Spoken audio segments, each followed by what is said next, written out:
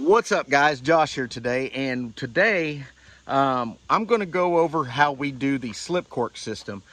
This is a great method for summertime fishing. You don't have to have live scope, just a little bit of tackle and some minnows and or jigs, and it's game on. I'm going to show you how I tie up a slip cork system, and let's just get right into the video. Here we go. All right, guys, here we go.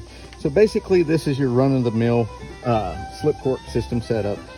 There are a million different companies that sell corks. There's a million different companies that sell hooks. There's a million different companies that sell weights. So use what's in your town or what you can get your hands on. First thing I want to go over right now is what rod I use. Okay, so basically what I'm using is Catch the Fever. This is a 6-foot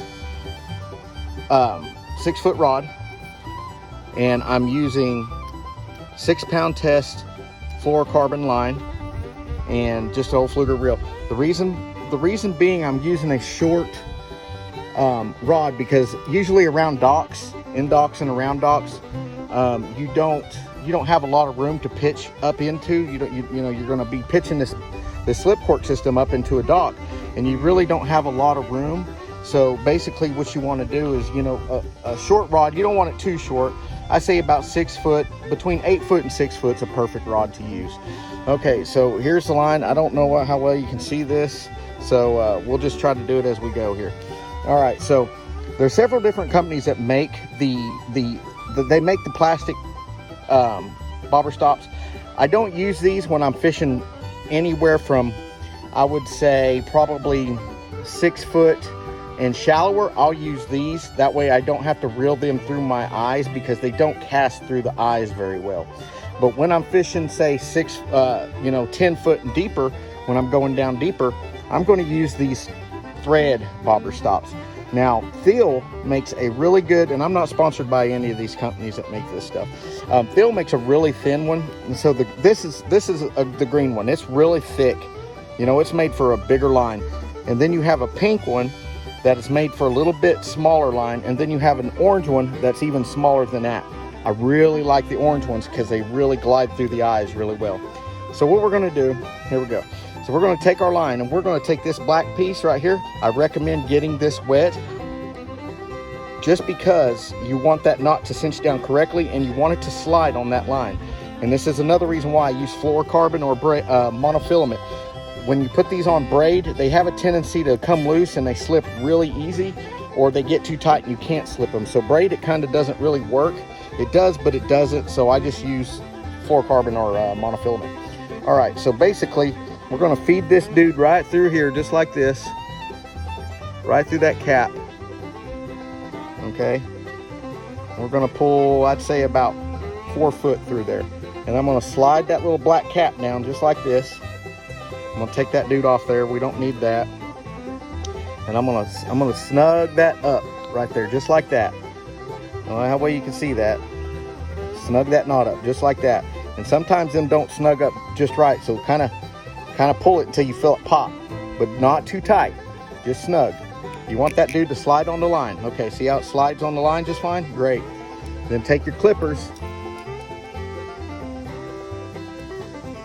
and clip off the excess, just like this.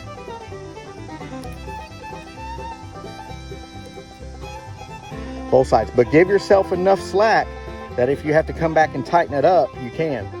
So clip them off on both sides, just like that. Okay, then what I'm going to do is I'm going to put a bead on there.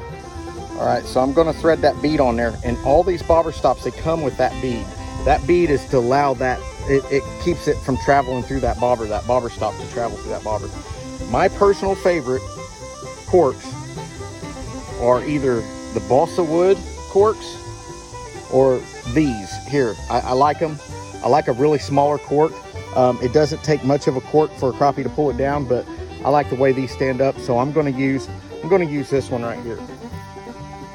All right, I'm going to feed that through. All right, so once you get the cork slid on there, you want that little cap facing the bobber stop because that's what stops the cork, obviously. Then what I like to do You don't have to do this. It's something I do because the minnow likes to spin when you reel it up, and that tangles the line all up, and then pretty soon you get little knots in your line. This will prevent that from happening. I like to take a little bitty baby barrel swivel, and I want to tie that. I want to tie that dude to this right here, and I just use a regular old unit on. All right, once I got that little barrel swivel on, what I'm going to do is I'm going to take me a weight. I like to use a number 5 to a number 7 split shot. I like to, it just depends on your bobber size. Sometimes you can overpower your bobber with too big of a weight. You don't want that. So kind of match up your weight to the size of your cork. And I only go about, I don't know, I'd probably take it about 6 to 7 inches above your barrel swivel. Okay. Now for the next part. So the next part, I'm going to take about a foot of leader line of the same size line, and I'm going to tie that as well to that barrel swivel. Okay, just like that. So now I've got the cork. I've got the bobber stop right there. I've got the bead. I've got the cork, the weight, the barrel swivel. Now I'm going to, like I said, about a foot and a half, and then I'm going to do a leader. You don't want to make this leader section too long because you got to cast this thing. So I'm going to put a hook on there real quick, and then I'm going to show you how all this. So with hooks, they make a variety of hooks. They make the red Aberdeen hooks. They make the gold Aberdeen hooks.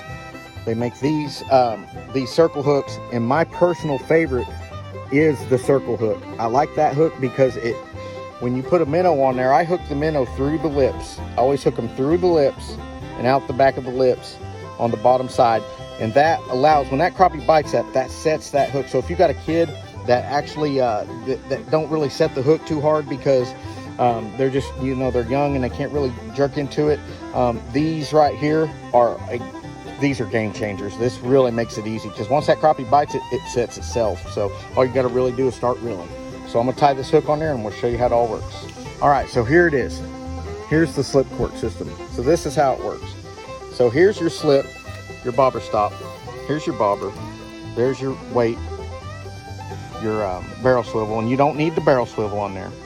And then your hook. The barrel swivel keeps that line from twisting up. Okay, so that's all you got at the end of your rod, really. Just that little foot section right there. So anybody can cast that, and you can fish up to, however deep you want to fish with this.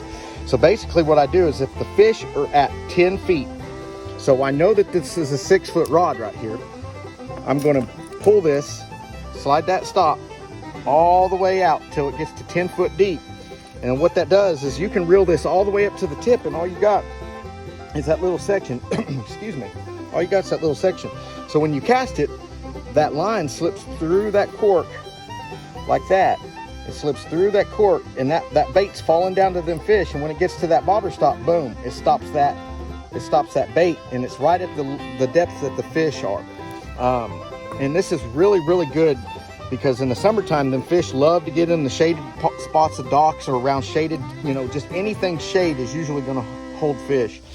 And a lot of times what you can do is you can put the minnow above the jig, and you could tie a jig on there, and you could put a minnow too.